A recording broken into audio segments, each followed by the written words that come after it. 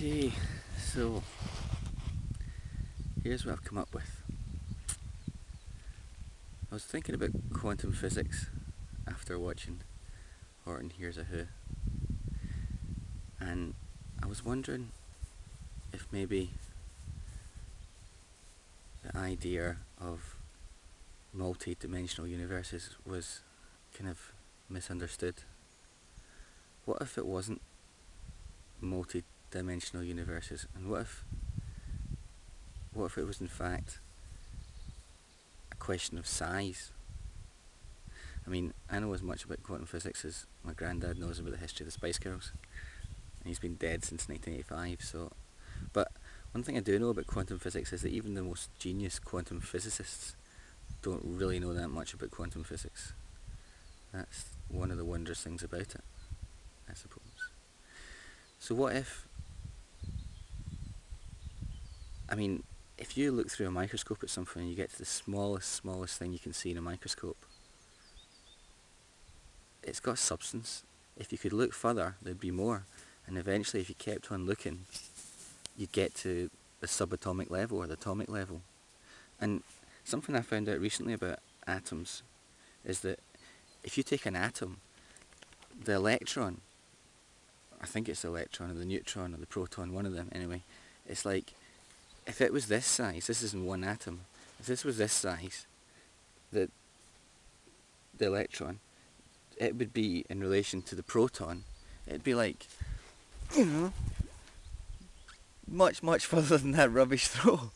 It's the size of an atom is apparently incredible, as far as I know, according to a TV program I saw on Discovery. But so, what's in that space? Imagine if you kept on going down small enough to a subatomic level. Imagine you saw other universes, and there was no, multi-dimensional thing where you've got parallel universes. Every time you make a decision, it splits off into another universe or of different options or choices. What if there's just what if this little stone here contained within it an infinitesimal number of different universes? And each one of these universes has a grain of sand in it that also contains an infinitesimal number of universes in each one of these universes, and so on and so forth.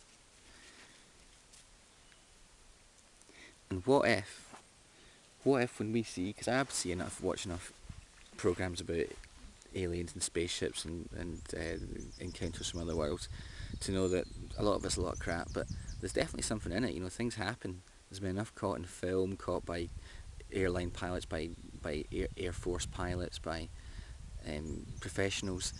Enough has been covered up for us to know that there's definitely something's happened.